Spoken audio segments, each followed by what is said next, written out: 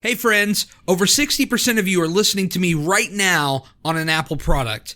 iPhone, iPad, iTunes. I need your help. The truth is, Apple will make this podcast more discoverable to new listeners the more reviews it has. So I'm here asking you to take a moment and leave a review. If you've gained any value from this podcast, the greatest thing you can do for it, besides spreading the word and telling friends, is leaving a review. It's real simple. If you're on your phone, head over to my podcast page within the Apple Podcast app and leave a review. Or if you're on a computer, you can head over to my podcast page within the iTunes app. That's it. That's all I ask. And if you have other podcasts that you love, do them a favor and do the same for them. It'll make their day. Now let's get this podcast started already.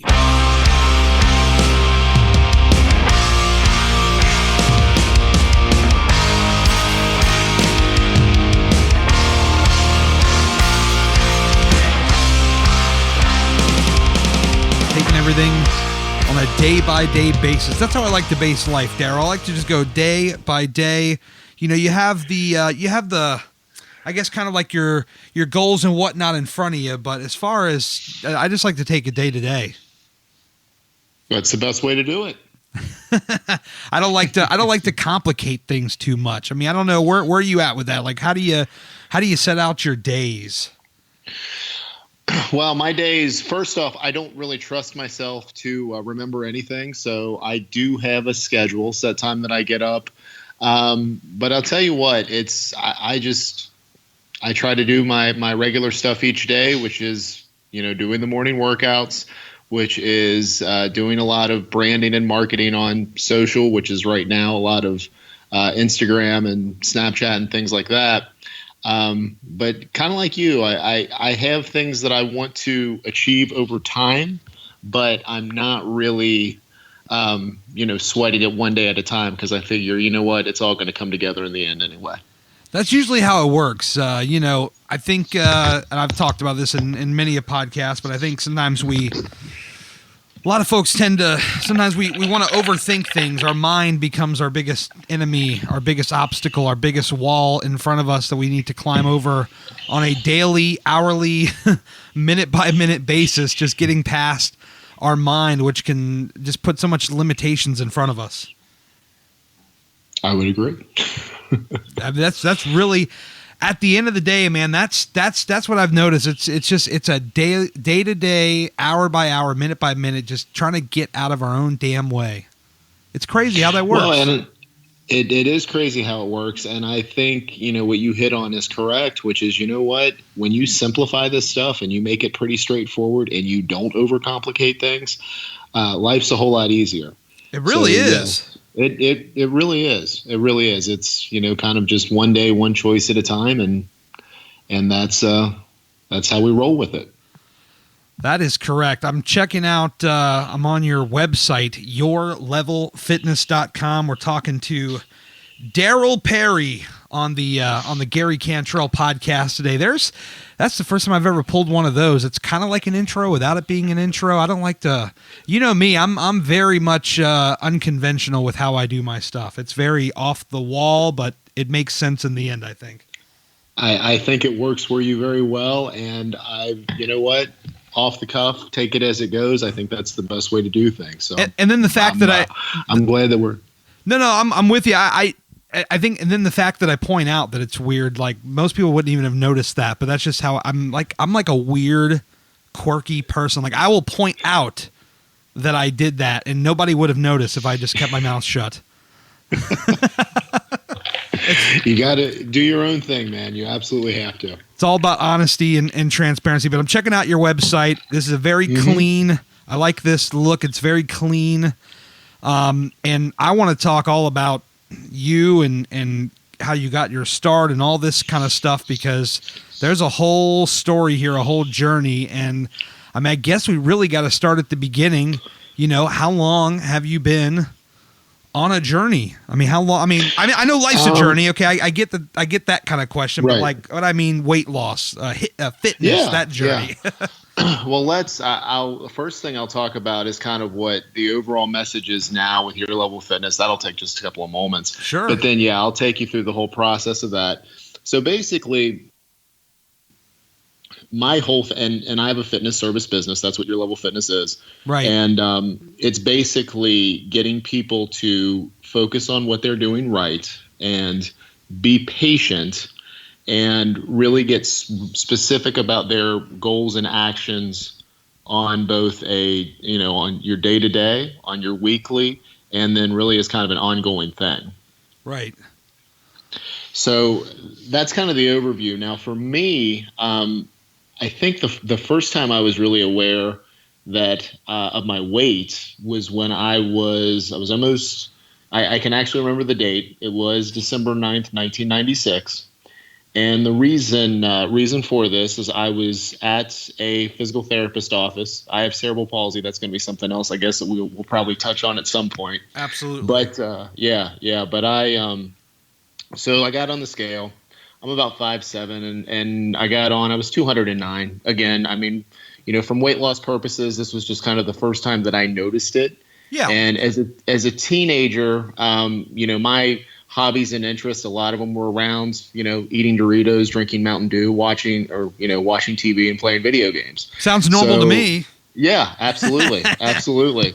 So, what I would do is I'd put some weight on in the summers, and then when we'd go back into the school year, I'd take it off. But I just kind of went up and down. And, probably, I want to say a year or so after that is when I really started to diet. And this was back in the late 90s. So that was when the low-fat diet was going on. That was kind of the craze. And then so I did that. I think by the time I graduated high school, I was down to about 175. I was feeling pretty good. And then what that did is that started kind of this whole up and down thing with weight loss and fitness. I was either, I was always it was kind of always in my head on where I was, and I always wanted to be somewhere else. Yeah. So I would end up going up and down, and and then over the course of the next few years in college, I started training with. I had a couple regular workout buddies, and then my last year of college, I worked at a gym, so I kind of got to see how the fitness industry was working at that point. And then once I graduated college, I had a choice to where I could either continue on in fitness or I could do something else. So I ended up taking a sales position. I was selling some advertising.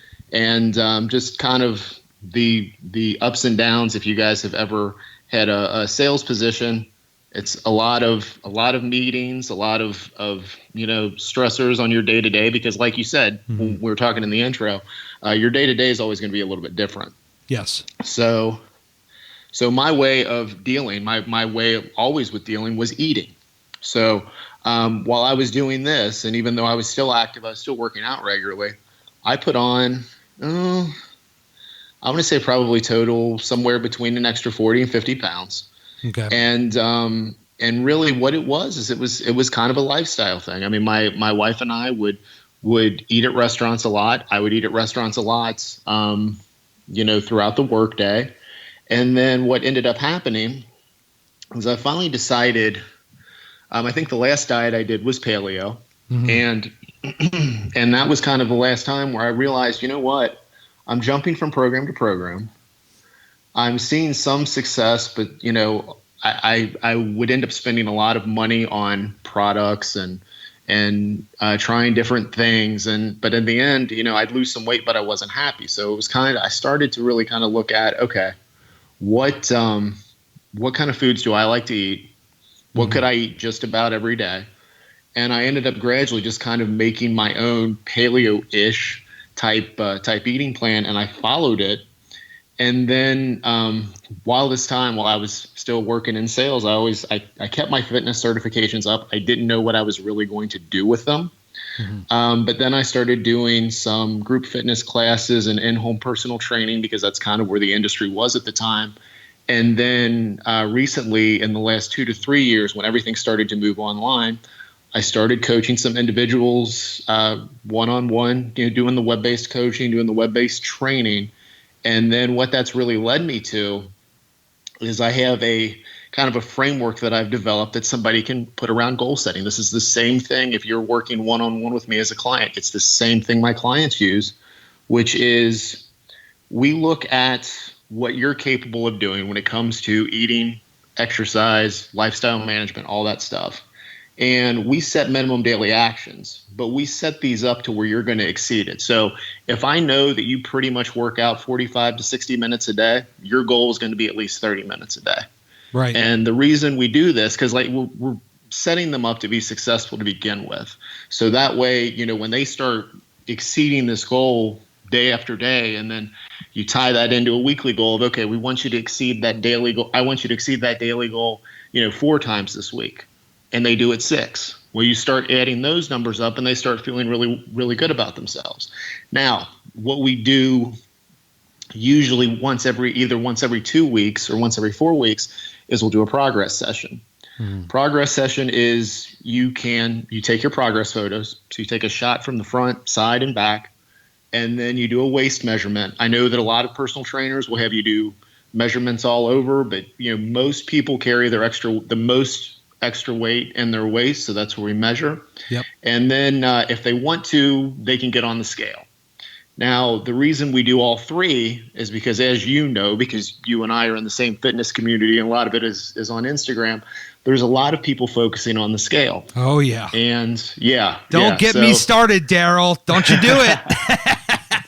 I have a feeling that's probably where we're going to end up going with a lot of this, which I'm actually really excited about. But the whole reason that we track 3 different things is so you don't put that much importance in any one particular. Yes. So, you know, it's one thing to say, don't focus on the scale, but you have to have something else to really have in front of you. Otherwise, what are you going to do? That's the number that we were all kind of brought up to believe, especially if you've been, you know, dieting for more than 2 weeks. Right. So what we do is and then month after month, when these progress reports start really collecting and they can start looking back at the progress they've made month 6 versus month 1 or 2, right. Then they start to see the differences in the photos, in the waist measurement, and then, of course, in that box of misery, the scale that they like to look at as well. So the reason I really wanted to do that, because you see all these fitness posts where people have like, well, you need to eat this, but not eat that, or do this type of workout. And what I wanted was something that, regardless of if you were following a keto diet or paleo, or you were on Weight Watchers, you could apply this to whatever it is you were trying to do. So, but yeah, I mean, that's kind of my message is I want people to focus on the things they're doing right. I want them to do the best that they can. And I want them to be patient. And I know patience is a huge thing for you as well. Oh, it's it's huge. I got a few T-shirts with that on it, but patience is big. But I like your message because you talk about setting up these people with what they can do, and you talk about the diet and things that you'd like, and that's kind of what I built my whole thing on. And I mean, granted, I've never had a trainer this time around, but I could tell you so many times in the past where I've dealt with people and it's all this noise of do this, do that, don't do this, don't do that. And it just sets me up for failure because it's like I talk about, 2 things are going to happen. You're either going to nail it perfectly, somebody else's plan, or you're going to fail miserably. And if you do fail miserably, then likely you're just going to want to give up because you feel like you can't hold up because you think that what they have set is the only way to do it, and if you fail at it, then you cannot succeed, and then you just figure to stop. And that's a huge point of the roller coaster that is dieting, and you go from one program to the next. One thing that popped in my head, though, when you bring that up of where the trainers tell you to do this, because I know there's a lot of aspiring fitness coaches, trainers, whatever they want to call themselves, that listen to your podcast. Yes. And for you guys, one question that you really should practice asking, and even to the point ad nauseum, is why. Why? Don't assume that when you're talking to somebody that that they don't know how to diet or they don't know how to exercise. If they have a day where they didn't follow their workout or they didn't follow their eating plan, you always should be asking why. Because see, we're at a point now. There's so much information out there. It's not about here's this, you should do it. It's here's this. How can I make it fit to what your preferences, abilities, and lifestyle is? I mean, it's really, if you're getting into fitness, it's not about inspiring people. It's about providing the best possible service you can and remove barriers so they can not only, hit that goal number if it's on the scale or that body fat composition, but that they have the tools and skills that they need to maintain it for the rest of their life. I mean, that's the whole game. And, from a business perspective, anybody that wants to get into this, you're still very, very early on to where you can help a lot of people, but you've got to have that mindset first of wanting to help people. And if you do that, then things tend to fall right into place as they should. I really need a visual element for this show because I'm going to have a sore neck by nodding my head yes to like everything you just said. I wish the people could see this, but I'm like, yep, you nailed that, you nailed that, you nailed that, and you nailed that. Well, good for you, sir. We're done. All right, let's end it right here. It was so funny because I was listening to your rant on the scale yesterday. I mean, you were talking about how you were going away to where you're going to start lifting more weights, but you're breaking up with the scale. Yes, and sir. It was so funny because I had focused on making the scale kind of a villain for so long, but I hadn't done it in a while. I'm like, you know what? I need to post about this. And two, I was going to shoot you a message and be like, Gary, we got to talk about nothing but the scale, nothing but the scale. But we'll probably cover some other stuff too. But yeah, I was getting all kinds of fired up, man, because there's a lot of stuff there. Oh man, it's just I don't even know where to begin. For people that listen that may be wrestling fans, the scale is like the biggest heel, and it's got a lot of heel heat that you could probably imagine. And for those that don't understand a damn word I just said, a heel is the villain, as Daryl so politely said, very easily to understand. It's the villain. And heel heat is when you're a bad guy and you've got a ton of people mad at you. So there, I just explained it for those who are just like, what is this gibberish he's speaking of? But that is it. The scale is the ultimate heel. We need Gary. I think you and I can be the ultimate face tag team to take on the scale. What do you think? I think we really could. I mean, just go in there, or I'll go in there, and then we'll trade out for the hot tag. 1, 2, 3, right. Clean finish in the middle. Now people are they're just going right over their heads. Yeah, we better bring this back to fitness. I'm not sure where we'll go, but it's all good. Yeah, it could be a problem. We're gonna drop some people here, but That's no, right. I'm with you, man. It's this scale, man. And this is the thing too. It's because when I started out last year, it was, I don't want to say it was all about the scale, but it was one of the main pieces of my journey starting out. And then as I started to go through this and I realized, and then I had all this data from like 14 months to back all this up, it's just like, gee, I really don't need this thing as much as I think I need it because, well, let's see here. For a month it stalled out, but wait a minute, I went down 1 shirt size, 2 pant sizes. Well, gee, something must be happening here. That's right. And like you mentioned, there's a lot of folks that are posting these things where, gee, I've gone up, a pound or 2, and, here is 30 reasons why I think it happened. And they go in this, it's like apologizing to people and they don't have to. It's just like, and I get how they feel. I'm not trying to demean how they feel, but it's just like, sure, I get it. But on the same end, I'm like, this is just crazy because if you were to look at the overall picture, and I have one graph, I really should reshare this at some point, but it's from months ago where I was tracking, and you could see how it would go continuously down for the most part. There'd be a little uptick here or a little straight line here, but if you look at the big picture overall, it just keeps going down and down and down and down, and that's the real message that I try to share. But maybe it falls on deaf ears, or maybe folks just, they're just so used and conditioned to the scale. But I like a lot of what you're saying, and obviously I like what I'm saying because I wouldn't say it, but it's just like, I want this message louder. So if you're listening to this podcast, or if you're listening to Daryl's podcast every day, which is fantastic, by the way, I like the short form podcast. I think it really works, but I think we really just need to echo the hell out of this message, because this scale, I think, is ruining people, or it's just emotionally creating all this emotional distress with people where, and I see this every single day because there's people, they weigh in different days every week, and it's just like, oh my God, 0.5 up, and then 10 reasons why I think I went 0.5 up. You probably just didn't take a dump. I mean, come on, Yeah. No, I mean, that's the thing.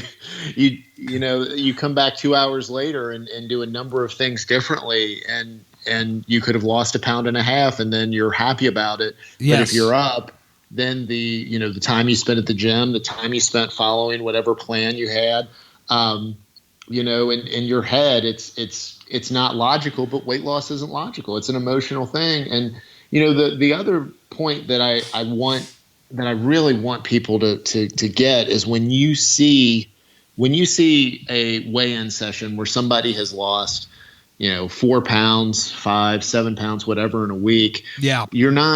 In most cases, you're not seeing the week, the week before or 2 weeks before where they gained 3 and they had the same meltdown that you're having right then and there. Now, yeah. It's a little bit different. And I guess that's what's nice about Instagram is you can go back through what they've posted and you could see. But I mean, it's kind of interesting because whenever you see somebody's progress, what do you automatically do? You equate that to what it is that you're doing every time. And if you can stop right there in the one phrase, so that I want you guys to really get, when you start going into that place, just ask yourself, what am I doing right? And the first couple times you do it, it's going to seem silly. You're not going to remember it every time you see it. But again, like winning the game in your head isn't a perfection thing, just like weight loss and fitness isn't a perfection thing. You're just trying to get a little bit better.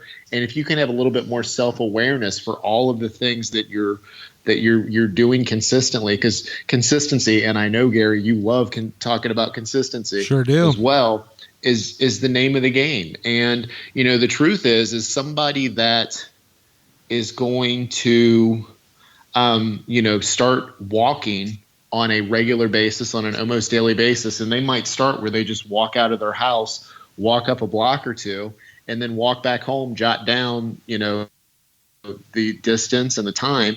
And then they come back, whether it's the next day or the day after, and they start walking and they jot down the distance again, and they come back and then they start following an eating plan. That person over the course of the year is going to have kind of like what you're talking about. It's going to be, for the most part, consistent weight loss. And what you're really looking for is, if you're working really hard over the course of the year, you can expect to average out 1 to 2 pounds a week. That is not losing 1 to 2 pounds every week. That's if you look at this as a 52-week scope, yes, you're probably going to lose somewhere between 50 and 100 pounds. It's not glamorous. It's not sexy, but I mean, from doing this, it's not about the sizzle. It's about the consistent work that you're putting in. And that's really what it comes down to. And that's, and I get far more of a high on going to work out and the way I feel when I get done with that workout than I do stepping on a scale for 20 seconds and looking at a number and jotting it down. And that's part of the reason why I'm not even mad that it's going away on a weekly basis, because I get far more out of when I finish at the gym, when that workout is done, when I know it's done, whether that's me at the end of the treadmill or at the end of the stairs or just finishing with some weights or what have you. The way I feel is I'm catching my breath, clinging on to life, it feels like, because I know I just went in there and just murdered it, and what that high you feel when you're done, or even when I go to the trampoline park, which is like this kind of new hack of mine of working out. I just love to. Oh, that's awesome. Yeah, I just love to go to the trampoline park for like 1 hour. You can burn 800-900 calories in an hour of just jumping up and down for an hour straight. It'll blow your mind, but you'll never laugh so hard.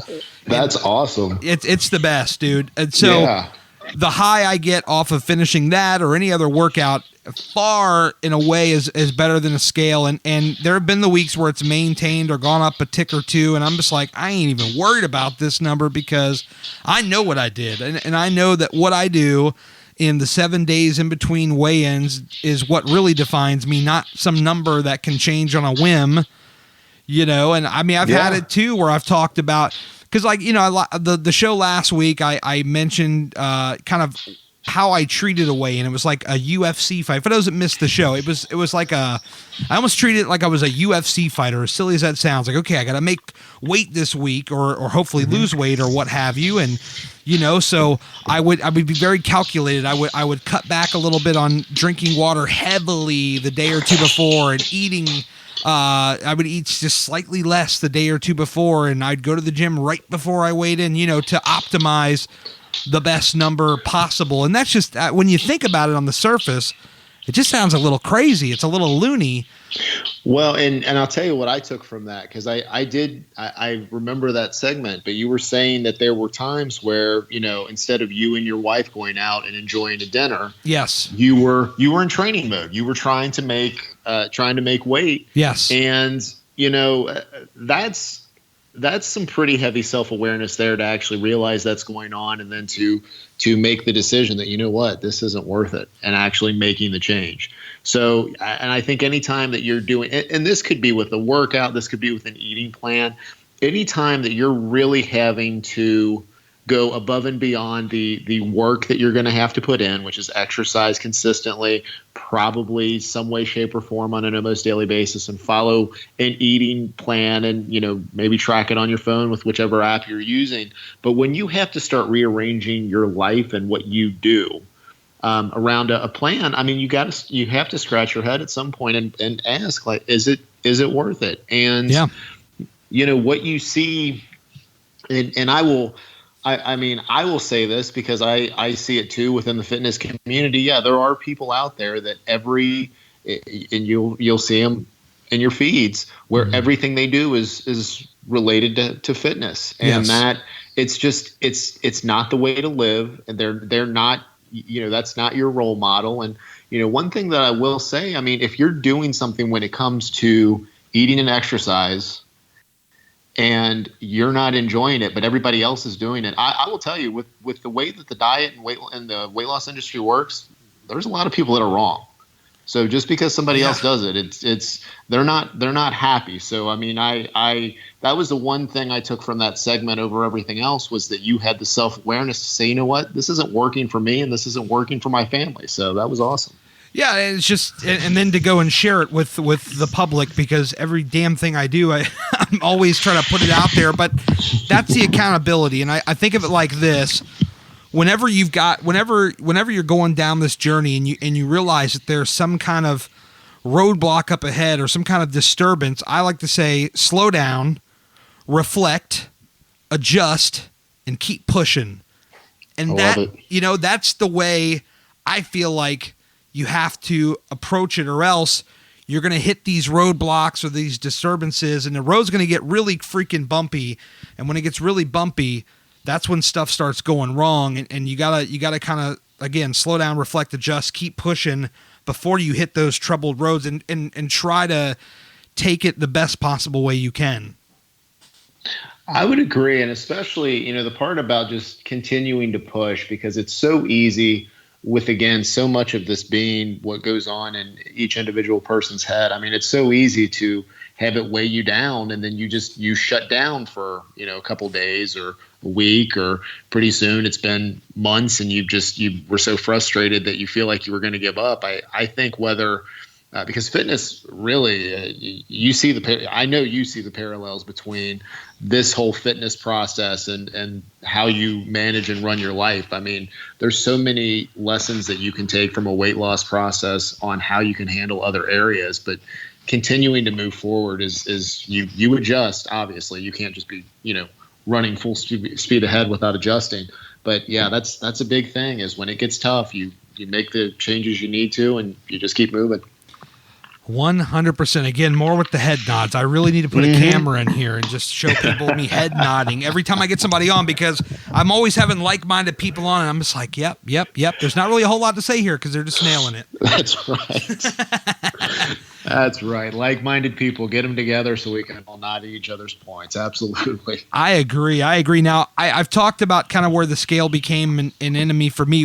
At what point, or how long has it kind of been on your radar as kind of like public enemy, as they say? Well, it's kind of an experiment. I stopped getting, really not even, I got into a point, I would say in 2000, I want to say 13, that I was in maintenance mode. Like, right. I was like, you know what? I'm cool with the weight I'm at. And, to this point, even now, I'll tell you guys that when I do weigh in, I will fluctuate within probably somewhere between 5 and 15 pounds of that lowest weight. But what maintenance really is it's a mindset. So it's not like, okay, if I get on the scale and I'm heavier than I would want to be, yeah, I'm going to dial in my workouts, but that doesn't mean that I'm all of a sudden going to start doing, 2-a-days. I work out first thing in the morning. I have my time set aside that I do it, and, I'll change what I'm eating, but it's not, it doesn't look that different. And so for me, that's when I stopped getting on the scale, because there were times where I would weigh myself every day when I was trying to lose weight. And it was that whole narrative. You couldn't just get on the scale and look at the number and write it down and walk away. It was, your emotions for that period for, at least a couple minutes, if not the whole day in some cases, would be reflected by whatever the scale said. So that, I mean, once I got into maintenance, that was kind of when it was for me. And then it was kind of funny because and it was on Instagram. I just did one post about the scale, and it got it got some really nice comments. And then I came back and I just posted about it, I don't know, a couple weeks later. But the same people were making the same comments, like, "Oh, I really needed to hear this." I'm like, "What do you mean you really needed to hear this? I said this a couple weeks ago." It's like a similar message. But see, that's when I started to, like, the light bulb went off that, you know what, if you're talking about not focusing on the stuff that you can control, because that's the other thing with the scale, you can't control it. The scale will show is just one way of measuring an outcome, but there is, you can't add 2 or 3 extra workouts to make it, go down another pound and a half. No. But so that's when I started to put the light bulb, I guess, went off that, okay, you need to kind of remind people in different ways on, not to focus on the scale and focus on what they're doing right and staying positive and doing the best they can and be patient. So, and that's the thing. If you see my content, it comes back to probably the same. I don't even know how many pillars I have, but I probably have the same, 5 or 6 things that I talk about regularly. At Your Level Fitness on Instagram. Daryl's a Yes. good one to follow. Y'all need to get over there right now. Stop what you're doing. Stop what you're doing. Pick up that phone you're listening to Daryl and I speak on. Pick it up. Just put it in your hand right now. Swipe it open. Type in your passcode. Go to Instagram. Your Level Fitness. That's where you need to go right there. How long have you been doing the podcast? Podcast I have been doing for a little bit over a month. And okay. What happened with this is that one of my followers messaged me and said, watch a video I had. She said, you know what, you should do a podcast. And, you and I, we've talked about Gary Vaynerchuk as one of our main influences as far as marketing. Yes. And, he's been heavy on audio forever. And he was heavy on the Anchor app. And I had downloaded it. I played around with it. The first couple updates, it was still kind of clunky. Right. But for some reason, around the time that she suggested it, I downloaded it, or I looked at it, and they'd done an update to where it was very easy to do a podcast, and it was very easy to distribute it on iTunes or the Apple Podcast directory and Google Play. So what I started doing, just like when I started doing YouTube and when I started doing Instagram, is I said, okay, for a day, I'm going to do at least one show. And what I would do is just come up with a topic. And my topics will either be the central pillars that I was talking to you about, or right. I'll tell you what, the real reason I don't run out of content ideas is because I'm constantly having conversations with people one-on-one, whether it's in comments or DM or what. And you just, whenever I would have an idea, I would open up my phone and I would say, okay. And I always call my stuff the almost daily, because I want to give myself a little bit of breathing room in case I decide to miss a day. Right. But what I would do is every time I would have an idea, I would just jot that down, and then I would record a few minutes and upload it. And gradually people started to listen to it. And right now I'm just enjoying it. So any of you guys that are out there that are thinking you can't podcast, go ahead and download. You can actually go to Anchor. It's anchor.fm. Yeah. And just try it out. And what I think is you're going to have people that never thought they could do podcasting and never share their ideas in that way. And this is going to be a nice springboard for them. So they will eventually look at it and say, I can either continue doing it like this, or I can look at doing it more, maybe put a little bit of production behind it. So I think it's a really neat tool, and I think it's opening podcasting up to the masses. So I think that's really a good thing as well. No, I love that. Anybody that's been following me for a while knows I've been in the podcast game I'm going on my 11th year. It'd actually be 11 years in a week or two, I want to say. April 20th, yeah.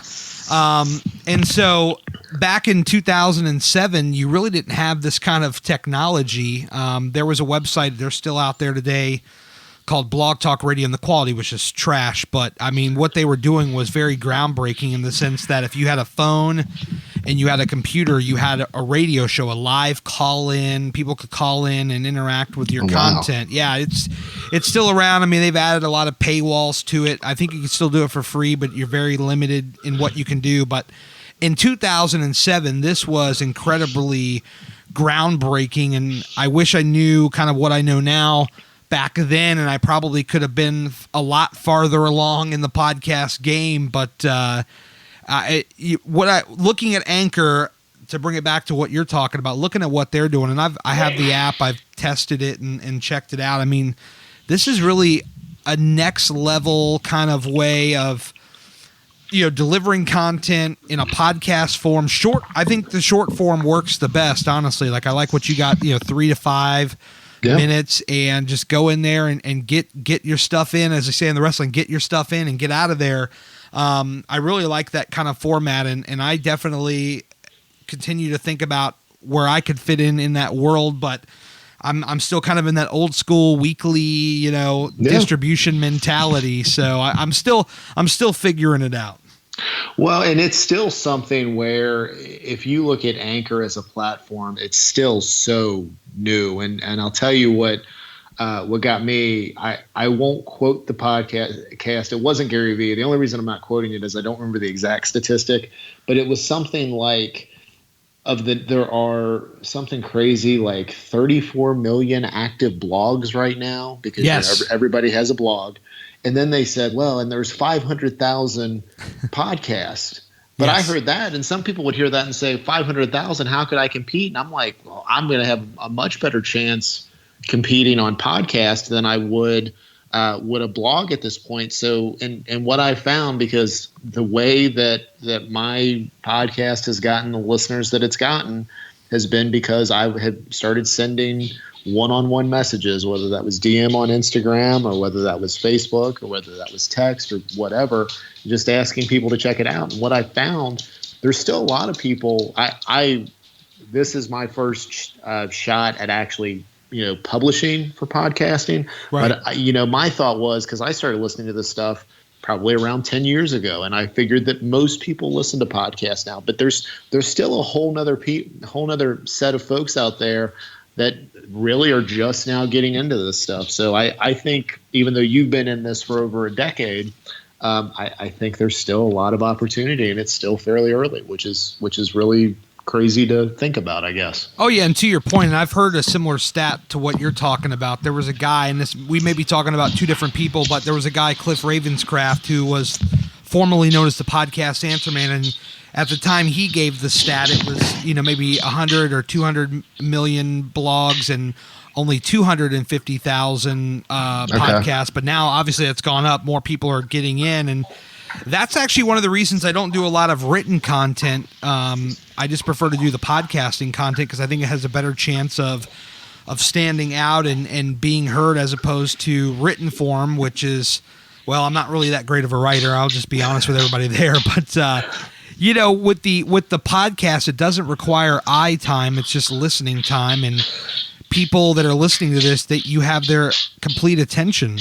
And that's the thing that I've noticed, because it's, if you can get into their ear, and again, I think this is where the short form with Anchor really helps. If you can get into their ear for even a couple minutes a day, we talk a lot about habits and routines with fitness. Yes. But if you can just put something out, even if it's just a quick briefing on, a topic you're thinking about, or I've there's someone I know that's doing a side business that had downloaded Anchor, and they're like, well, I'm struggling for topics, and I looked at their Instagram thing, and it's like, you've got over 500 posts. I would, if you have to go back from the beginning and just literally, read the copy to get yourself started, just so you can get comfortable using this. I mean, it's completely different than any other platform. I like writing, and I tried to be a blogger. That was my first thing. Like when I decided I was going to do a business, because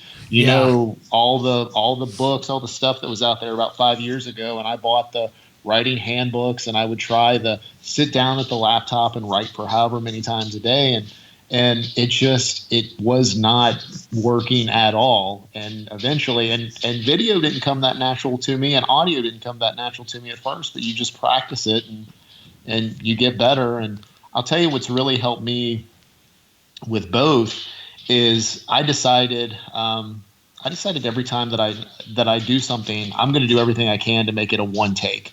Yes. So yeah.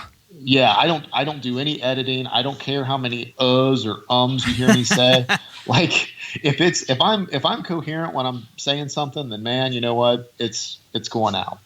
No, I'm with you. I don't, I mean, like what we're doing here, right here. I mean, when I'm done, I'm going to transfer this file to the computer, and about the only thing that's being changed is adding some music, adding a little ad at the front, and, some EQ stuff. But the actual content, it is really nothing that gets taken out. I like to be recording live to tape at all times. When I do YouTube stuff now, that's a lot of what I'm trying to do is, can I nail it in one take? And if I can't, then guess what? I'm deleting that one and I'm starting over again, because I want to get it all in one take, one coherent take, and put that out to the people. That's ultimately how I like to do it. Well, and another thing I think that we should probably mention is, like, this isn't necessarily, when we're talking, podcasting and YouTube and all this stuff, it's not necessarily just for trying to build a brand or a business, but a lot of people in the weight loss community are trying to find ways to document their story, be held accountable. Yes. And all this really is just another way for you to share the thoughts that you have. And I think what I'm most excited about with the podcast, and I'm sure you do this, is it's going to be neat to kind of go back and see kind of where my mind was on a given day, on a given topic. And, there's going to be some things that change over time, but just kind of like to see where my head was. And if you're documenting any process that you're going through, there's just so many ways to do it. And it's not, and I've heard you say this a number of times, it's not about the amount of followers you get. I would take, we'll use Instagram. I will take people that respond to DMs and comment on post over a follower count any day. It is 100% about the quality of the people that are you're interacting with on a regular basis. It's a whole thing. No, I'm with you there, and we'll go into Instagram in a moment. But to agree with your point, the whole listening back to the old stuff. I mean, I've got nearly every single radio or podcast program I've done in this last 11 years, outside of two. There were two that did not get recorded. There was a problem or whatever, but I have every other piece of recorded podcast that I've ever done, ever. And it's fun to listen back. And granted, a lot of the stuff I did back then was a lot of that wrestling stuff, because that was like the first 5 or 6 years of my podcasting radio life was wrestling stuff. But I will say it was fun to go back to a radio show in 2010 where I predicted the WWE Network 4 years before it came out. That was kind of fun. I'll tell you what, and that is I just now subscribed to that, and it is amazing the amount of content they have. But if you think about it, I mean, they had this stuff locked away in a vault somewhere, and yeah, it's genius to do it the way that they've done it. That's the thing, Daryl. I remember the talk break I'm referring to was, I was actually ranting because at that time I was subscribed to their cable on-demand service. I remember that, yes. Classics on Demand, and that's right. Once a month they would curate the content. They would pick, let's just say, 2 or 3 pay-per-views, that were old, and then one that was like 2 months old as far as like that was going to be their most recent one that they would give you. And then there would be like, I don't know, 2 or 3 random shows and a couple of matches. And I just went on this crazy, probably profanity laced rant where I'm just like, this is BS. Like, they should really, I mean, look at what Netflix is doing. This was really like 2 or 3 years into when Netflix was doing online stuff. And I'm like, look what Netflix is doing. I could just go on my Xbox and just slide through these cards and pick the movie I want to watch. And sure enough, 4 years later, because at that time they did not have this, there was always rumors that they were going to go on like a cable linear channel on cable.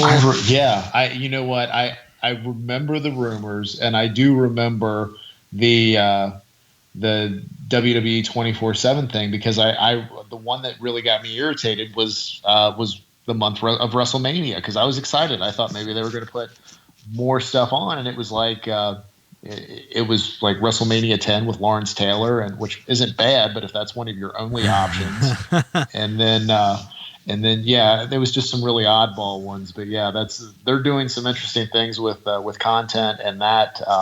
Man, that's a value. So if you're a wrestling fan, or if you ever were a wrestling fan, you should look into it. Yeah, that's going to be my next rant. Not on this podcast, but they're putting some of their best stuff on YouTube now as opposed to the network. And I'm like, wait a minute.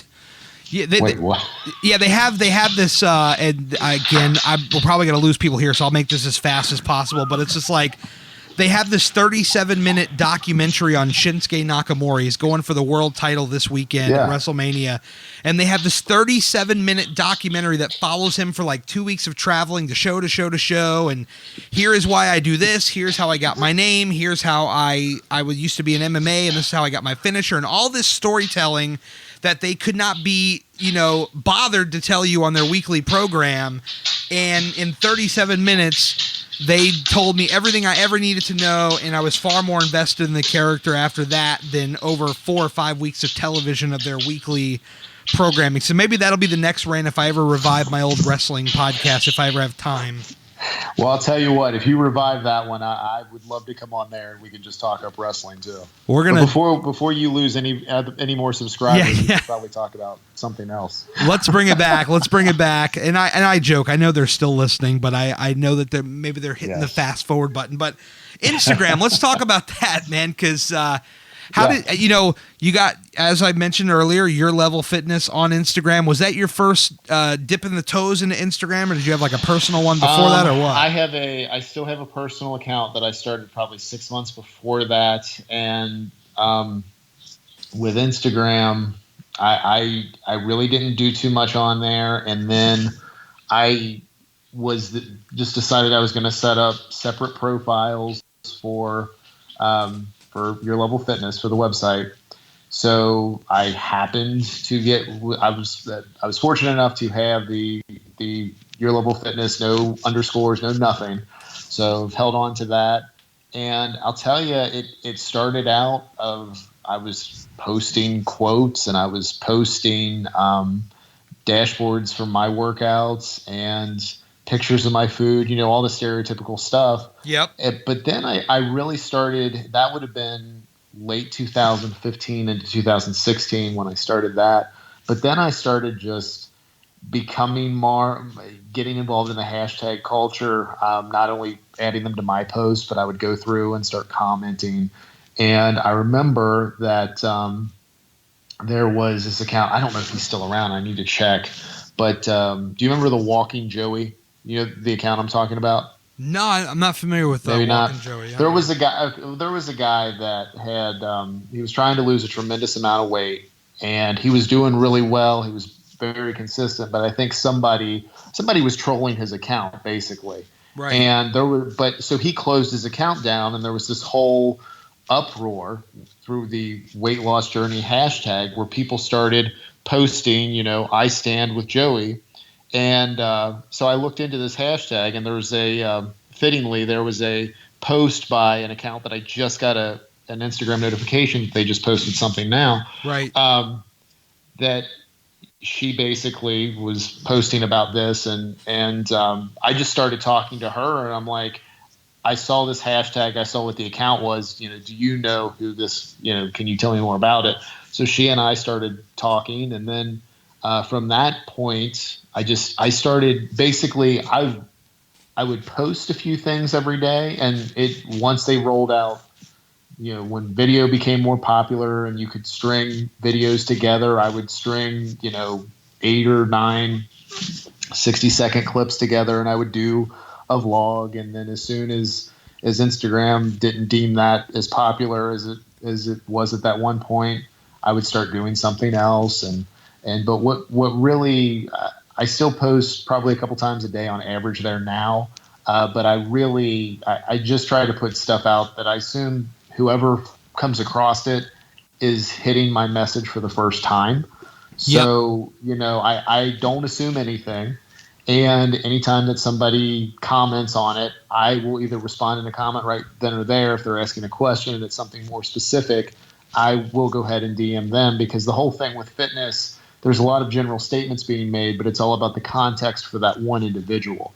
So that's where if I can figure out exactly what's going on in their particular situation, a lot of times with this stuff, I mean, because I've been around it for so long, it's just, you know, a couple messages back and forth, and if they're able to do what is suggested, a lot of times they see the results they're looking for. They at least get rid of that mental barrier. And this is something I think I've heard you talk about before as well. I started getting messages from people that apparently are interacting with my content regularly, but had never commented. Yes. But they will send you DMs and say, you know, you helped me through this spot. Here's where I am now. And the scale stuff is really kind of, that's been a few people like, you know what, because of you, I don't focus on the scale anymore. So you never know who's paying attention to the stuff that you put out. So you got that right. I mean, that's why I encourage anybody, you know, when they're starting a journey, you know, consider putting it out there, because number one, for your own accountability. And that's why I started in the first place. And then I started getting people that were hitting me up, and they're just like, oh my God, you know, your message today, you know, you posted about this, and this really made me think about this, or, you know, I've been following you for X amount of time and you really inspired me, or you've really motivated me to want to do this or that. It's just, that stuff blows my mind. And then at this point, I'm just like, you know, holy crap, because when you're going through it, you don't know, you don't think about that kind of stuff. You're not sitting there at the gym lifting weights saying, gee, when I post this picture later, I'm going to get like 3 people that are going to say, I changed your freaking life, man. Like, you don't do it for that.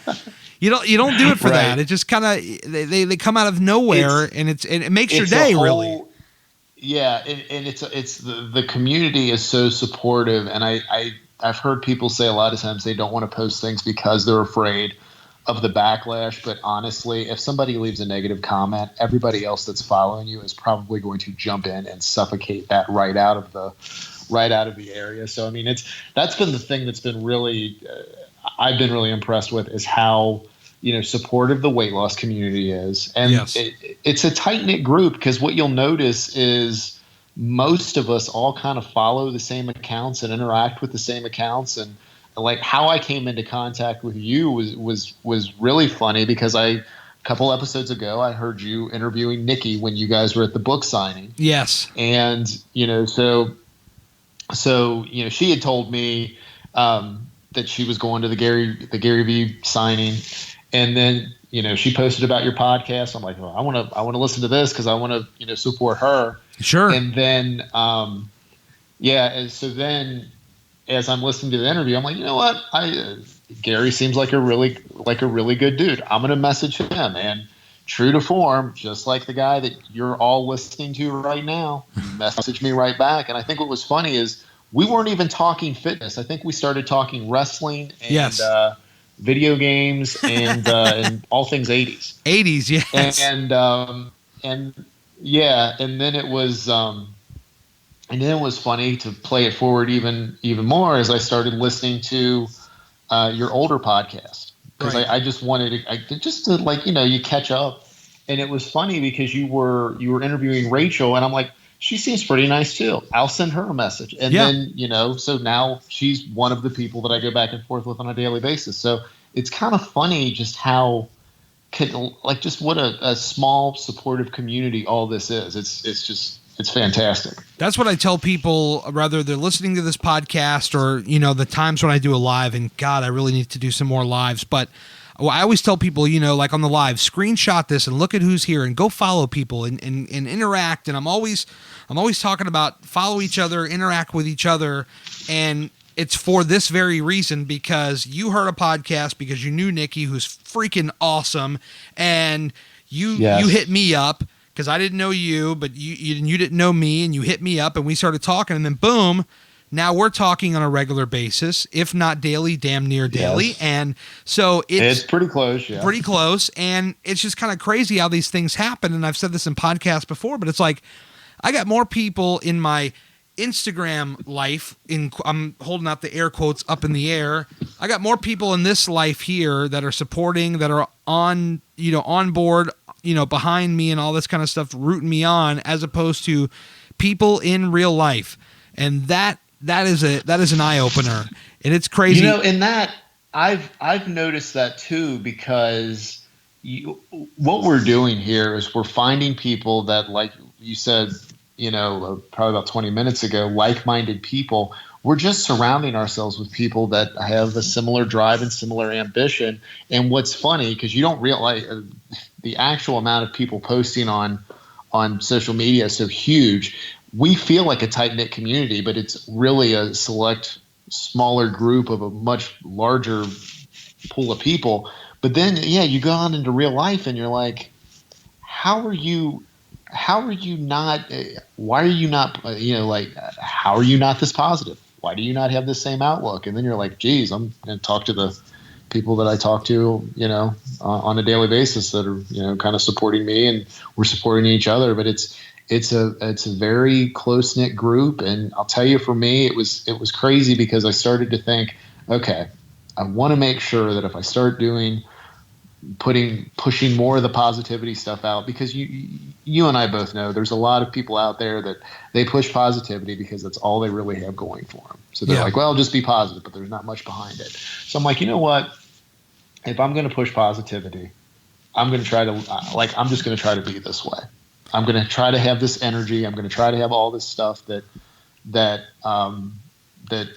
you're putting out online, and I'm going to see how it plays in real life. And it's that whole thing of being on the offense, and things. You still have the ups and downs of day-to-day life, but man, I mean, this is it, and the support and the accountability and the energy that you get from the people that you talk to, whether it's in person or it's through social media. It's real, man. It's a real thing. Yeah, the positivity thing is huge too, because I've been very transparent with this in past podcasts and past posts. I did not used to be this positive, glowing person. This was not me at all. It was quite the opposite. And if any of these people that are with me on Instagram or with me on the podcast, if they knew the person that I was, I don't think they want to be hanging around with that guy. I don't know that I want to be hanging around with that guy, because that was a big problem area, was the positive stuff. And it's like, now I have no time for the opposite. It's just being as positive, and there are awesome. There are people in real life that they roll their eyes and they think I'm full of it, or they think maybe they're betting against me. But again, as I said last week, if you're betting against me, you're going to lose. If you're betting against yourself, you're really going to lose, and that's just a fact. There's just no way around that. I agree. So I agree. No, I mean, and you know what? I think that trying to be transparent, trying to be upfront with things. I think if you own, if you own what's been done in the past, I mean, everybody likes to see somebody take control and get things going in the right direction. So, man, yeah, you've definitely done it, and you have been nothing but honest about it. I've heard you talk about it. I probably shared too much. I know people are probably listening like, holy God, did he really just say that? But that's just that for me. I'm all in with that kind of stuff now. I'm just like, it's you put it out there. I've joked about this before, but I find the most embarrassing photos from my past and I put them out there. This is what I was. Here's me with my belly drooping to the ground. Here's me, no shirt on in a bathing suit, stretching out of that bathing suit, for crying out loud, and the belly's hanging down. And this I was a mess but this is what I was. This is what it is. This is what it was. This is what I am now. And so this right here is what happens when you don't stop. And I've got real data to show people, and that's what blows my mind away the most, because last year there'd be people, oh, you're full of it, what, blah blah blah blah blah. Actually, go to this page, it's Instagram at Gary Cantrell. Go and just look, because I posted all 271 of my workouts. They're all right here for your viewing pleasure. All the data that you want, if you have the time to scroll past, you can find every bit of it right there. And so it just takes all the guesswork out of it. This is real data, and that's why I put it out there, because this is kind of where I want to transition next. But there are a lot of people out there. They're salesmen on the gram. They're pushing their supplements and their pills and all this other stuff. And I'm just this average guy. You want to see what I eat for lunch every day? I eat a peanut butter and freaking jelly for lunch every day, okay? And I still lost over 100 pounds. So, but the point is, it's like you've got these salesmen and they're pushing their products, and I can just say, look, I'm not here to sell you on any products, but here's just the raw data, and you can scroll through if you want. You can just see it's all right here.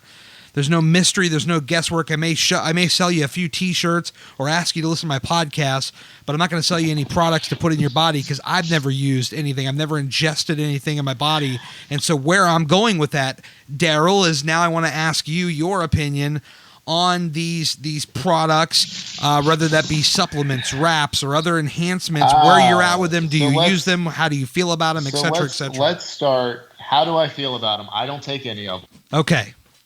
At some point, at various points, I have taken, or not. Well, I back in college, I used creatine as a recovery after working out, and I've used protein shakes as like meal replacements before, but I don't even do that now. Right. In general, the fitness industry in general, I really dislike that they play on people's insecurities.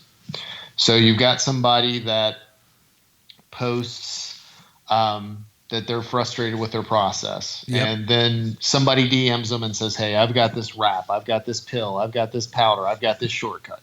Yep. There is no shortcut. It's very straightforward and very simple how to lose weight. You have to work hard. You have to, because that always wins, right?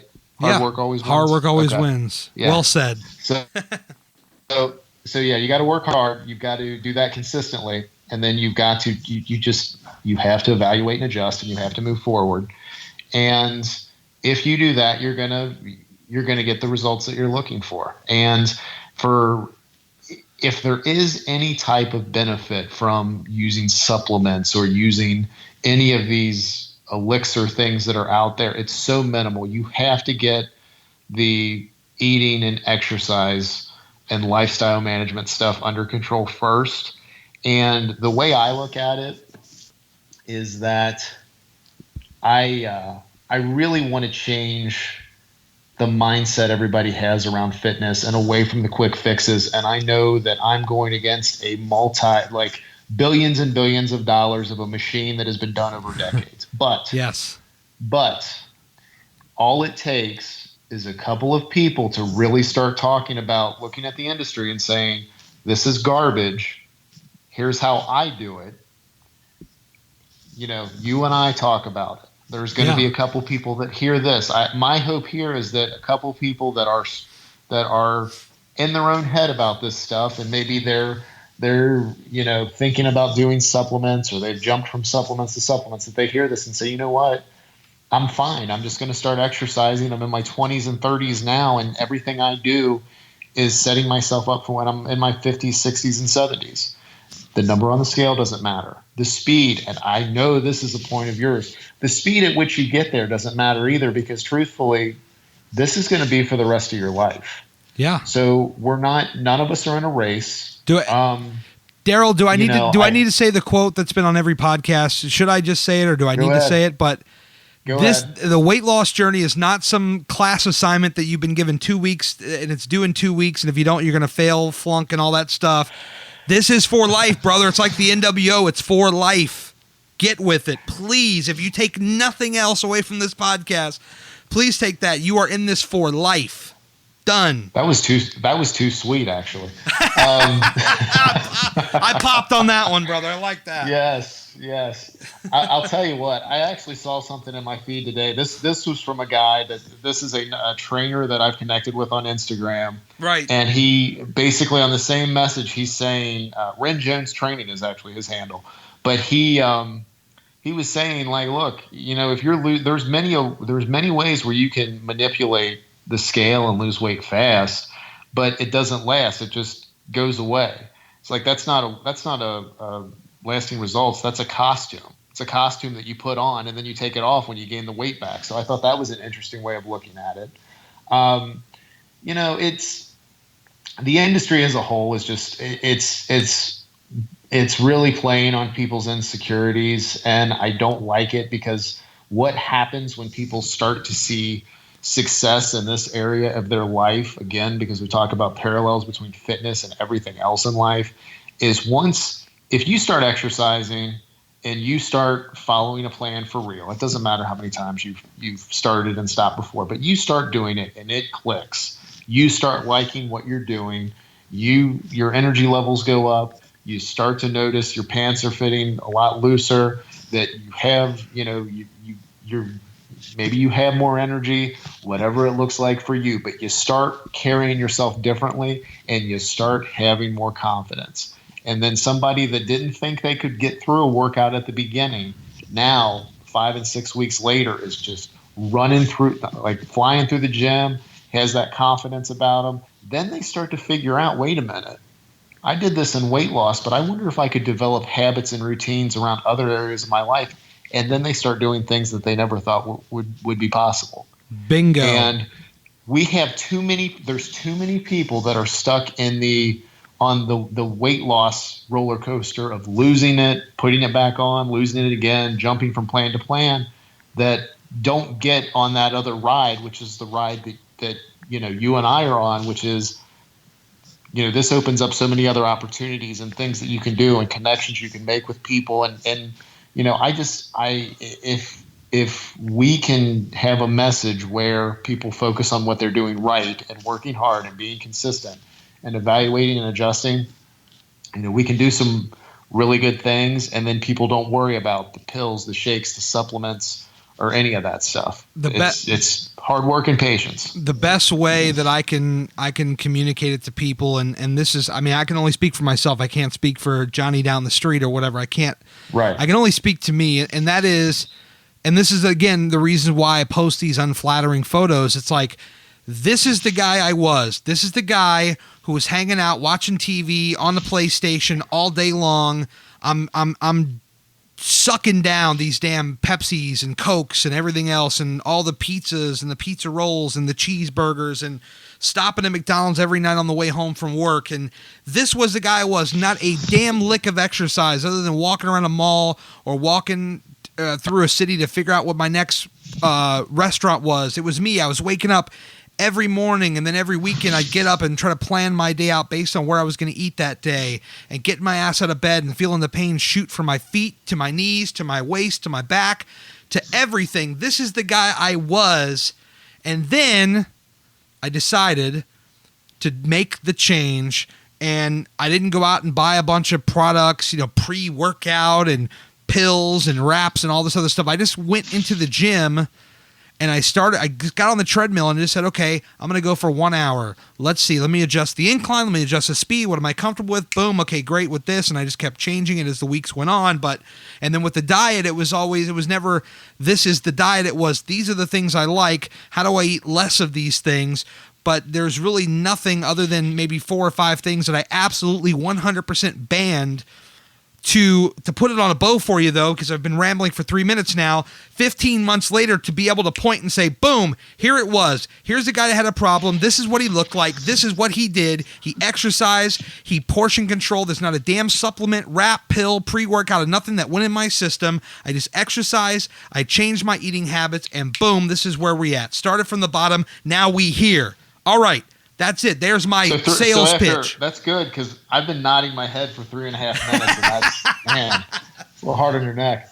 And nobody can see the virtual fist bump that I'm giving you right now, too, because I'll tell you what, man. I mean, it's all about hard work and consistency. And the more people that start putting this type of message out there over and over, you can start to change people's minds. And it's what it is. I mean, and there's so many things out there right now. You mentioned that, you centered it around the foods that you like to eat. And for people that don't think that they can follow any particular plan, I always suggest that they build their own. So just like pick 5 foods that you think you could eat every day. And there's always somebody that's like, oh, chocolate cake and Coke and all this. I'm like, yeah, well, I mean, you can do that, but start doing that while you're exercising, and it'll last about 4 days because you'll be tired of eating that way and trying to exercise. So, I mean, it's really just it is about starting, and once you start, you don't give up. So, but the supplements and stuff, it's a waste of money. Anytime that you've got an industry that has to put an asterisk around every single product that they put out and results not being typical, that discredits it. So, and again, look, I know everybody's got a different body type, and there's probably people that are taking these to say, God, I really need this pre-workout to even get on the treadmill or do this and that. And look, I understand that mindset, and I understand where you're coming from, and I'm not here to demonize you for the way you're doing it. It's just more or less saying, if you were to find something that you could do comfortably and just be a lot of repetition with it over, and it's just like the treadmill. I mean, dude, for the first 6 months, I was only going 3 miles total, and it was about 3 miles an hour, so it's right around an hour where I was doing that 3 miles, and I did that for 6 freaking months, and I dropped like 30, almost 40 pounds in that first 6 months, but it wasn't sexy, it wasn't, really super high energy or anything. It was just something that I could do, that I could stand to do without getting sick of,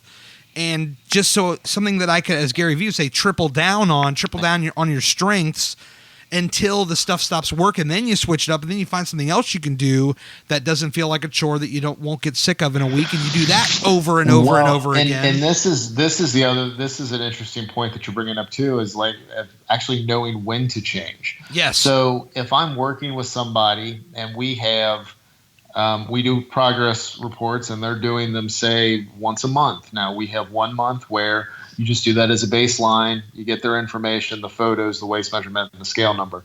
The second month, if the waist measurement hasn't moved, that's my big one between that and the scale. The photos are kind of my number one thing long term, because you look at month 1 versus month 11 or 13, and you can see a noticeable difference. But if after that second month if things really haven't budged, it's saying, you know what, let's do this another month.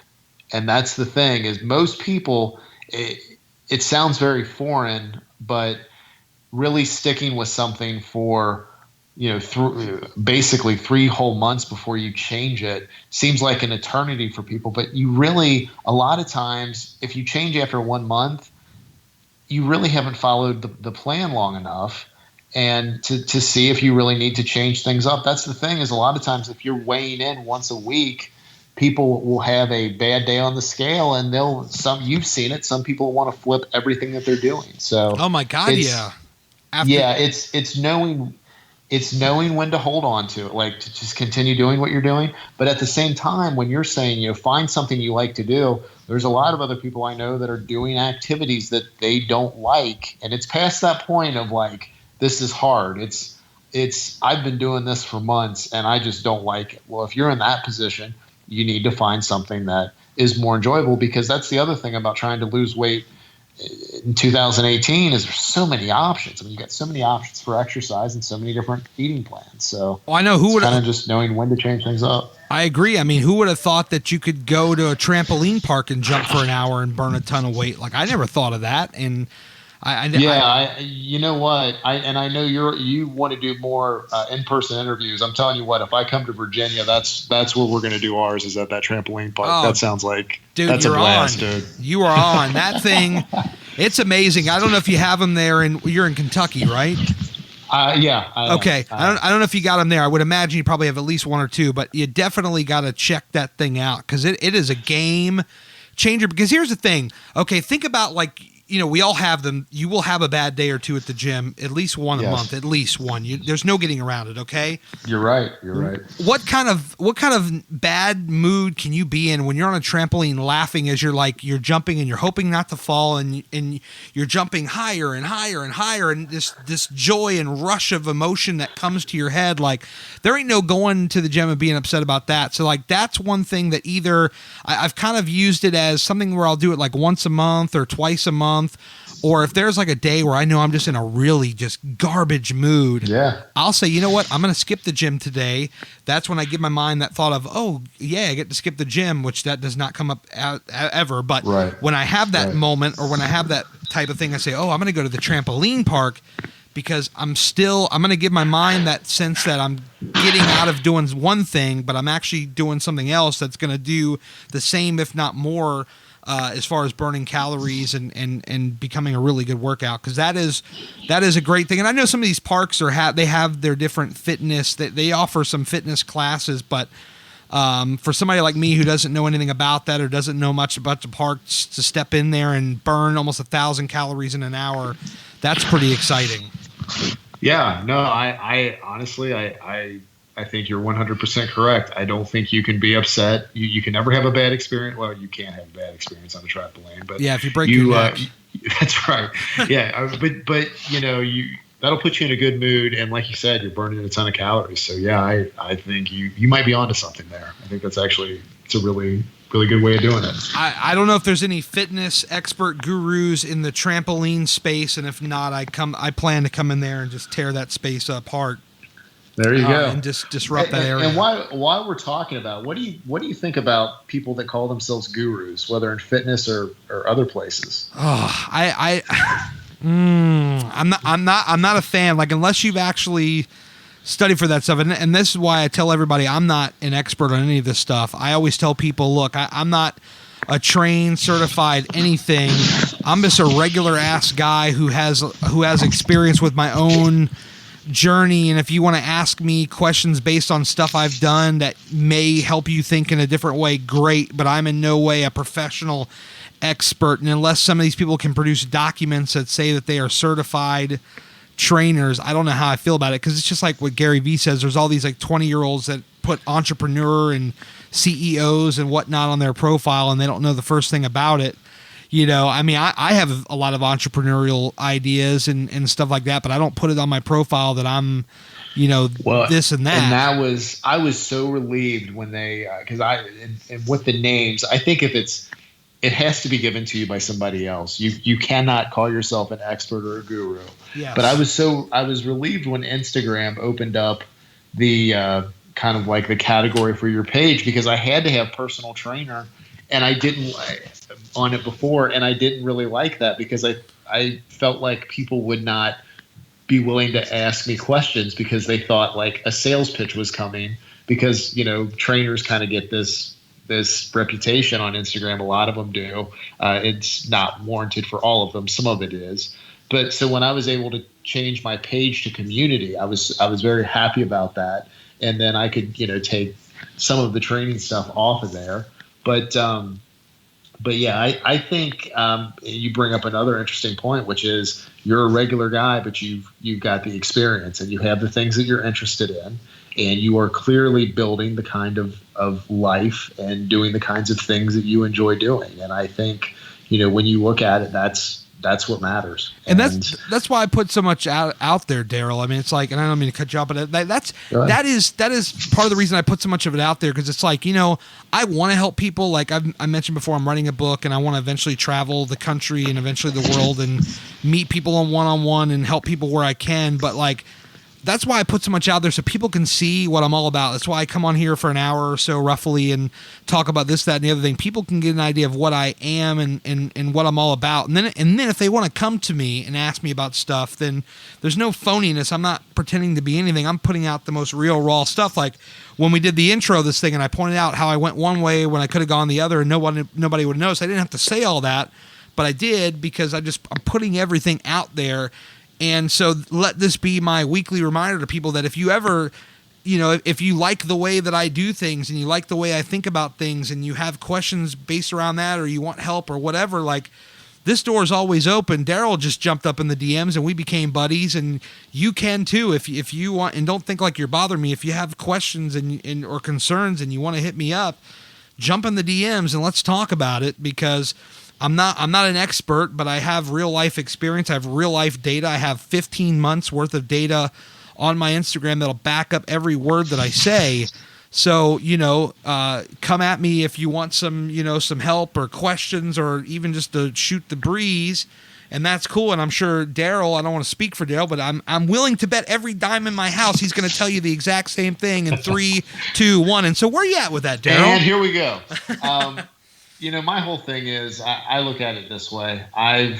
I'm willing to help anybody that has questions. That's kind of the big secret is I will literally tell people in my stories, I will tell people in my podcast that if you have any questions, email me, message me. Email me, message me. And the ones that have taken me up on it would be very surprised, because I like to play a game that a lot of these trainers play where they try to charge you for stuff. I'll look at that and say, I don't like what they're charging for that. How can I give that away for free? And my whole thing is that if I can help you, if you're already on the track that you want to be on and you just need to be directed in a slightly different way, I'm fine doing that. If it's just a one-off conversation, if it's you listening to my stuff or consuming any bit of my content and that helps you and you never want to say a thing, that's fine with me too. If you want to have an ongoing conversation with me, but you think you're going to do it on your own, that's fine too. Because I know of all the people I talk to, there's a small, or for all the stuff I'm putting out, a lot of people will see it. A few people will talk to me about it, and a small percentage will actually, decide to come on and be clients. And basically what I tell everybody is if you apply the framework that I put out and talk about regularly, you'll be able to do it on your own. It's probably going to take you 2 to 3 years. And then what I say is, if I'm working with you through it, if I'm working through it with you, we'll get there faster, but it's still going to be about a year or two. But what I really want is I want people to kind of reset the way that they're looking at fitness and weight loss. And I want them to have a better relationship with the whole process so that they can get the results and move on. But any questions that anybody has, you can message me at any time, or you can head over to the site. Again, it's yourlevelfitness.com. I'm linked up on pretty much everything there, and whatever is easiest for you, anything I can answer for you, or anything you want to talk about, I'm always happy to do it. Well, that's what I love. I think that's why you're going to win. Ultimately, I think it's why you are winning. It's like, yes, you have services that you offer people, but at the same time, the amount of value that you give out for free, just in your post, and then people that reach back out to you and the communications you're having in a private level, it's like the amount of value that you're giving. I mean, I tell people this all the time. I could easily run some sort of a service to where I'm making a 6-figure income, and I could just restrict everything I do to only people that are clients, and I could run an entire business off of it. But everything that I'm doing as of right now, it's like this is all just stuff that I put out there, and I like the balance. Like, you have the business, but you're giving away so much more on that free, out in the open, and where people are still getting the value whether they want to jump on as a client or not. I love that. Yeah, I mean, it's something that I see that you and I are both doing right now, which is we are building a brand around who we are. And we've gone to the extent of having branded merchandise. Yes. Is available for sale as well. And, really, the brand isn't about the logo or even the name of your website or your Instagram. It's about the person behind it. Yes. And, what I picked up on really early on from you, same thing from a lot of the other folks that I talk to regularly on a daily basis that are trying to do this and are successful, is that, if you are coming at it from a place where you want to help people and you're genuine and you want to see them succeed, you're going to win. And that's why I think you and I are playing a game where we're going to be doing this stuff for years and further beyond. So, I mean, I think I'm very fortunate that you and I have connected, and sure. I'm excited to see where the next years and decades and all that stuff leads for each of us. So definitely. And as far as that's concerned, I mean, I'll end that part with this. And it's like, in the future, if somebody decides, hey, I really need a lot of help and they want to come to me and in a service type environment where they're going to need a lot of time and attention, I will entertain that. But until that point wherever to come, I'm just like, if you want to reach out to me and we can talk, and that's fine. Like, I have no problem with that whatsoever. In the future, I'm open to discussions about other stuff where it involves more time and attention. Because the ultimate end goal is just to help people. That's why I'm doing it. Because if I didn't want to help people, I wouldn't put out all this out there. I'd throw out a few pictures a week and we'd just be done right there. But I put myself out there so much, and I put so much out there because I do want to help, and I'm glad when I receive messages that people are being helped, and impacted by it. So I mean, it means a lot to me. 100%. I'm right there with you. And so one of the things I like to do is, as we kind of get to the closing, and I'm looking at this and I'm like, holy crap, we've done like 90 minutes just about. This is incredible. Right. I like these podcasts. So it's like you don't know quite how long it's going to go. It just kind of gets away from you, which is the best. As you look into the future, what are some of your goals in the next 3 to 5 years, whether it just be, your fitness, your business? Let's just talk about the entire life plan in the next few years. For the next couple of years, really kind of scaling the brand message, I think, is the biggest thing. What I've found, again, is the business stuff takes care of itself because, like you, I do this in addition to having a full-time career. So yes. The money that comes off of the business isn't the main income source. So you can Correct. kind of take a longer term view at that. So I think it will just gradually, things will continue to build. I will say that when you start gaining momentum, and I'm sure you've noticed this, you go from having a couple people that follow you to having your first client that came from social media. And I'll tell you, my first client that came from Instagram was really last summer. Right. And then I went from that to where at the point right now, I've got 14 that I'm working with. Wow. So you go from just kind of gradually doing this and thinking, man, is this going to happen? Is this going to happen?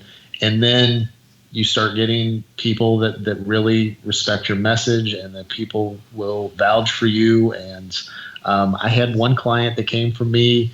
This was outside of Instagram, and she was referred by somebody that followed me, was not even a client of mine. They're like, well, you need to talk to this guy.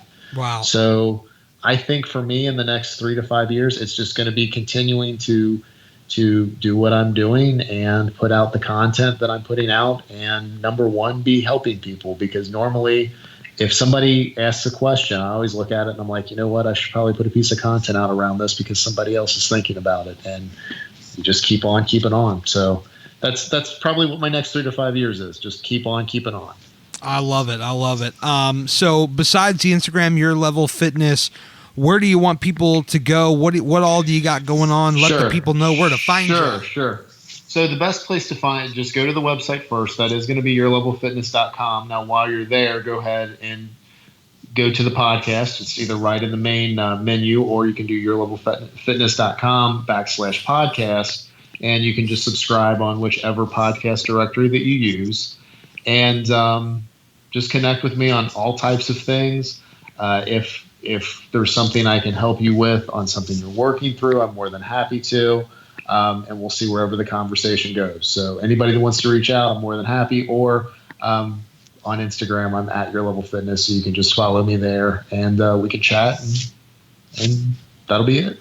Well, we shouldn't tell them about the Instagram, because I know about 20 or 30 minutes ago, I told them to stop everything they were doing and pick up their phone. So let's just go through this one more time. So if you didn't do this earlier, if you were just saying, if you're being a rebel about it, I want you to stop what you're doing, pick up your phone that you're listening to us through, go open up Instagram right now, type in Your Level Fitness, and hit up my man Daryl, because he's got a lot of great stuff. Go ahead and follow And then while you're there, what do we want to turn on the post notifications? Yes. All important post notifications. Turn those on. That algorithm's a real son of a bitch, ain't it? It is, man. Always trying to fight that. Oh, man. One last just really quick thing. You mentioned this earlier about posting the videos. I don't know if this happens to you, but man, something's happened with the videos where I'm noticing far less engagement on those versus pictures, so much so to where I almost limit videos to stories only. And I think, and honestly, I mean, that's my thought on it, is I think that once stories took off, they just decided the feed videos weren't going to get nearly the engagement because it almost seemed like it was over a weekend that I started posting stuff. I'm like, wait a minute, I'm not getting nearly the response that I used to. So I think it's that game that we're all playing. We're trying to figure out what they're willing to show more of, and you know what? But I have noticed that if you're, I've noticed a lot more coming in my story from the hashtag. Yes. So if you put a hashtag in your story, I'm starting to get a lot more traction on that, but the hashtag and the location.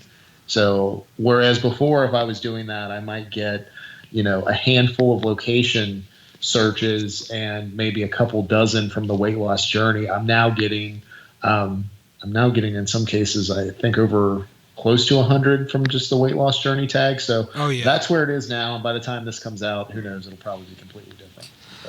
Well, that's Daryl Perry. I'm Gary Cantrell. This was the Gary Cantrell podcast. Daryl, it was a pleasure, man. I'm glad we could connect. I'm sorry it got pushed back by a week, but I'm glad we connected, and this was a lot of fun. Thank you so much for your time. Thank you for the value you've brought to the listeners today, and I hope everybody goes and follows him right now. Check him out. Daryl, thank you, brother. Thanks, Gary. We'll do it again sometime, man.